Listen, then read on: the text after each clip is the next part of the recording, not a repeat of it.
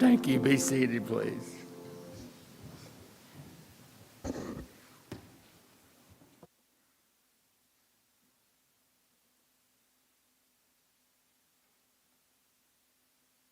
I am glad that you decided to come back to church tonight. It'll help you, I believe. It always helps me. I want to welcome our online audience. It's good to have you with us as well. I guess since we were talking about God's people, that they came back tonight because we're talking about them this morning too. So we're glad that you are here with us. So anyway, a few announcements. Randy Miller, a fellow I met the other day, he is having prostate cancer surgery at UT Hospital on Wednesday. I don't know what time, but got to pray with him and his son on Friday, I guess it was, Friday. And so be in prayer for him. You don't know him, and I barely do, but I know that his son sent me an email thanking me for praying for him and thanking. I actually, the email I sent to them included y'all, so pray for him. Also, Gary and Kathy Carpenter, they're traveling. Brother Leon is going to be traveling tomorrow. His brother Billy, they are putting him on a ventilator, if I understood him correctly. He is in UT Centennial Hospital, I think, or not UT, in Nashville, Centennial Hospital there. And so he is pretty sick. So lift him up to the Lord in prayer. Pray for Brother Leon as he travels. He's going to leave early in the morning, so lift him up to the Lord as well. Cheryl Parton's family, that was Jim and Annette's.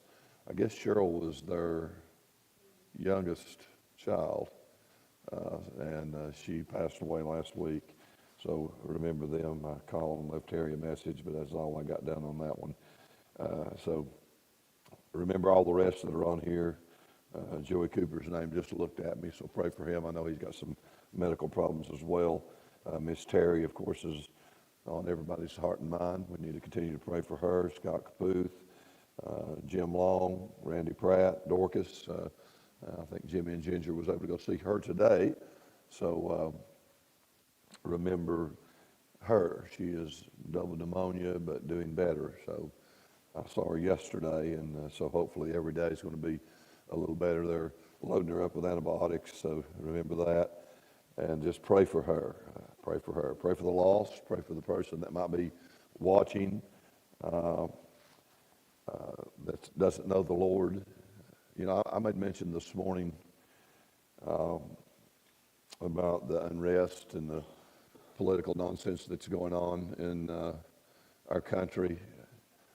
If you're watching our program and you don't like my comments, turn it off. That's the best I can tell you. Turn it off. It wasn't part of the sermon. It was part of the announcements to begin with. So I don't know what you were taking when you made that comment that was derogatory online, but turn it off. That's my recommendation to you if you don't like that. Not being nasty, just being thoughtful. But anyway, remember, we talked this morning also about drinks. We had a big coffee spill in the auditorium, and we'd rather not have that. So be mindful and careful about that. Remember Miss Pat Mason.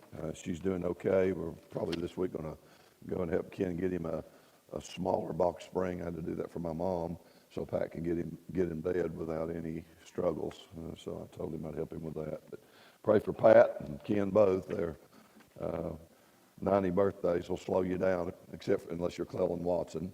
And then he just, like the Energizer Bunny, and keeps going and going and going. So remember Ken and Pat as well. I see a lot of names on here, and I trust that every once in a while you'll read through all of those and pray over them and lift them up to the Lord in prayer. Do remember our country. Do remember the president. Do remember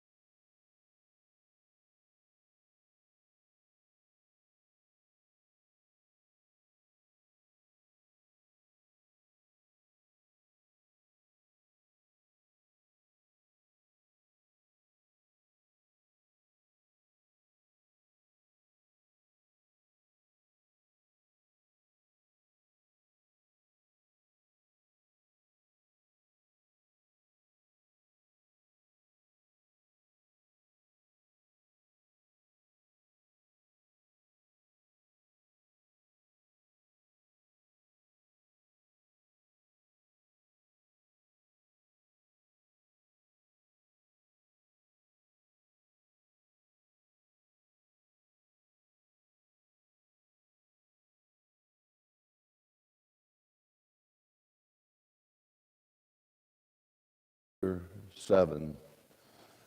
This morning we looked at my people. We looked at the fact that they were called.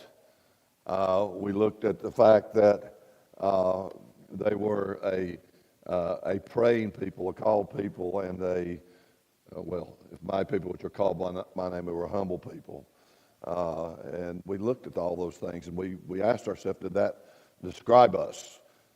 And tonight, God continues speaking with Solomon. And you know what a wonderful thing it must have been to hear God's voice in the way that they heard God's voice. When I say they, I'm talking about the prophets and the kings, David and Solomon predominantly, but some of the others. And we can hear God's voice today, and you know this, and this shouldn't be redundant at all. When we read God's word, we hear God's voice. I heard someone debating with Charlie Kirk, and he's a voice that is missed. He's